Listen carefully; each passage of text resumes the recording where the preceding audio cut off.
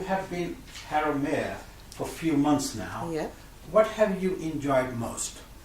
I think that what I've really enjoyed in being mayor is meeting people, meeting the community, and the opportunity to, of course, raise money for my charities, which are Harrow Community Choir and Flash Musicals. Tell us more about your charity and what sort of support you intend to give them. Well, as you know, most of charities and voluntary sector right now are suffering from lack of funding. So it is to get them as much money as I can during my year. But it's also about raising their profile. There's a preschool, there's an after-school club. So it is really a community asset. With Harrow Community Choir, it is a choir which was set up by people suffering from mental health distress. And it is an opportunity to socialize, to actually learn, to meet other people. Very inclusive organizations. That is an asset to the borough. What do you think the most important issues facing Harrow are? I think all local authorities are facing a funding crisis because of what central government is doing.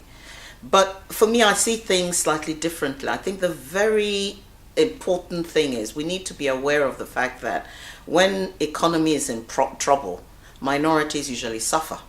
It's a time that people use it as an excuse to attack immigrants, etc.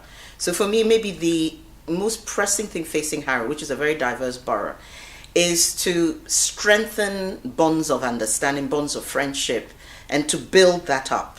Because I think sometimes we live in silos. Do you think you are raising awareness of that sort of impact within the council? Well, I'm hoping I am. One of the things I've started is a mayoral drop-in. And the first one we did was the Eid drop-in. You'll be surprised how many people do not know what Eid is about, don't understand why there's Ramadan. I hope that by the end of my term, there'll be an acknowledgement that it doesn't matter where you come from, where you're born, you can make a difference in Harrow. Because I think sometimes we pay lip service to some of these things. We say we're inclusive, but the practice is different. So I'm hoping that having the first African from the continent looks at communities as an asset.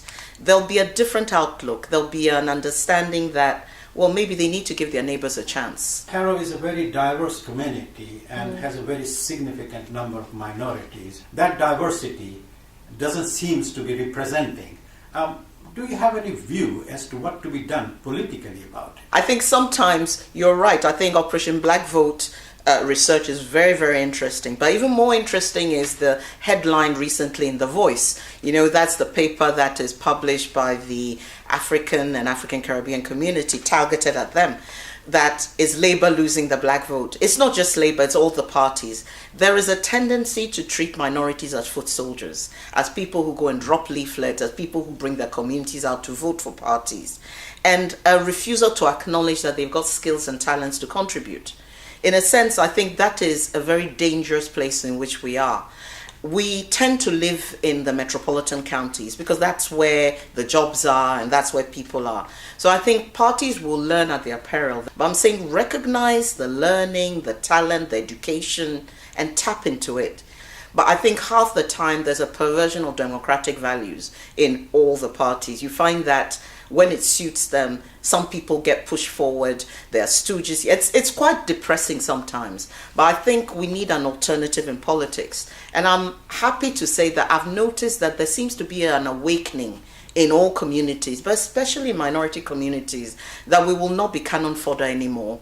We will stand up, speak up, we will represent our views. We will talk about the way we want the world to be. Because actually this is the place we live. We have a right to shape how it develops. And I think our views are very important. It's a very strong message. Do you think that during these forthcoming 9 months, you will be able to pass on and articulate that view as much as you could? I hope so. If the 70% who don't bother to vote start engaging in the political process. I keep telling people that politics is not that alien thing. It's about our lives. It's about what happens around us. And therefore, everybody ought to be involved in it, engaged in it. And if you don't like the politicians in front of you, engage and change the ones who are presented. make a difference. So I'm hoping that that's what we'll get to. Have a very dynamic politics where we discuss views, where I can disagree with you but still respect you. And that, so that we can then have the best that can be in Harrow.